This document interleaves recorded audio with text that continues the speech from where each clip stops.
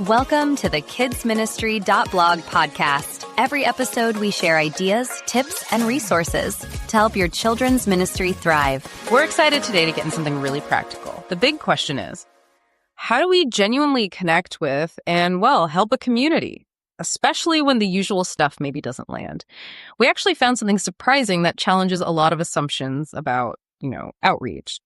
Our main source for this deep dive is an article from the Kids Ministry blog.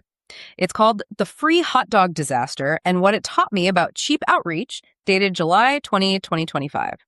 So our mission today is to unpack the lessons from this blog, which are kind of counterintuitive. It suggests practical help often works way better than, say, expensive entertainment. Yeah, and it starts with this story, the free hot dog disaster itself. The author talks about spending $347 on fancy hot dogs, good buns, the whole setup for a community cookout. Yeah. Trying to do a nice thing, right? Yeah. But the result, only 14 people showed up, and most of them were already church members. Yeah. So, lots of leftover hot dogs. Oof, a culinary catastrophe. Sounds like it. But here's where it gets interesting, the blog's sort of aha moment.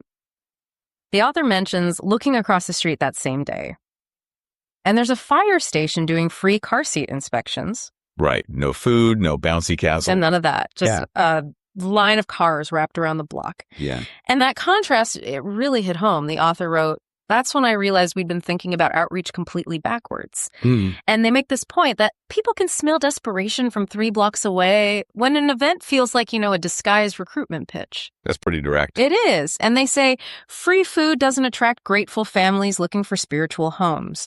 It attracts people who show up, eat your food, and leave without making eye contact. Yeah. It's about being useful. Exactly. And that's the core shift, isn't it? Yeah. Moving from just entertainment to actual usefulness. So the blog talks about the parking lot oil change revolution. Yeah. It started really simply. Their youth pastor needed an oil change. Couldn't quite afford it. A volunteer who was a mechanic just said, "Hey, I can help." Did right there. Oh. And this kind of grew. It became a regular thing, free oil changes, basic car tips, right in the church parking lot. The cost of the church budget, $0. But families were saving, real money.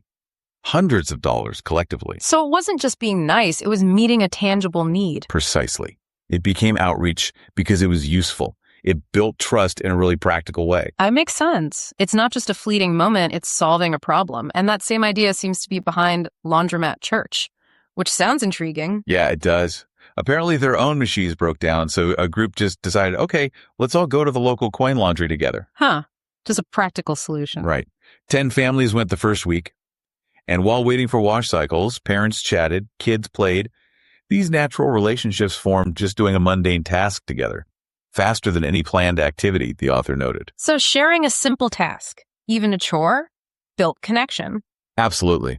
And there are more examples, like tax prep for people who hate math. I think that's most people. Probably.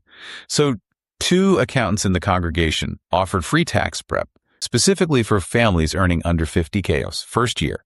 They helped 47 families, save them thousands in fees. Wow. And the church costs? Minimal. Paper, ink, coffee, maybe $50 total. But get this, 6 new families started attending because of that help. That's impact. Then there's the appliance rescue mission.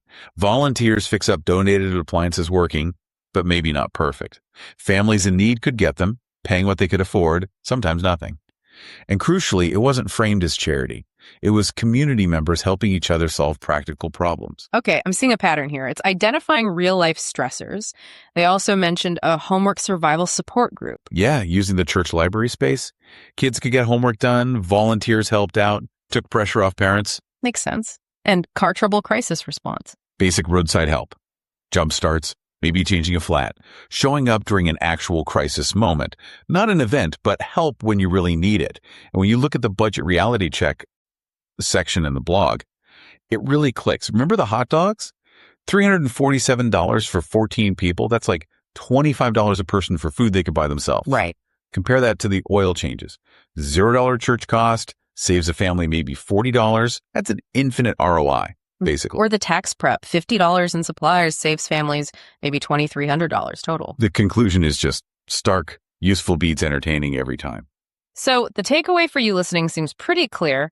Real engagement, it seems, comes from tackling actual regular problems people face, using the skills already in your community, meeting financial needs where possible, building ongoing relationships, not just one-off interactions, helping with, well, daily life stuff. Start chasing the free entertainment angle, maybe. Start helping with problems people can't easily fix themselves. Right. And this also affects the volunteers, right? The volunteer reality. Yeah. When outreach uses skills people already have and enjoy, burnout is way lower. It's sustainable.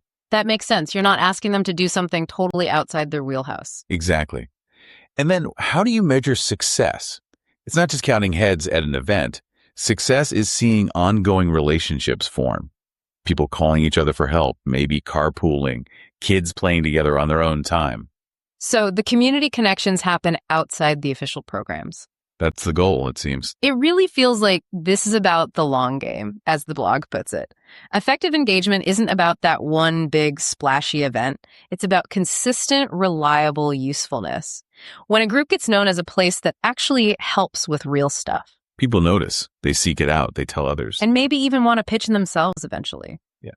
So maybe the final thought for you to consider is this. What's the real difference between just being friendly and truly being useful? This blog really suggests a strong community, lasting community, isn't built just on free stuff or big gestures. It's built on facing shared struggles together, on the practical support we give each other.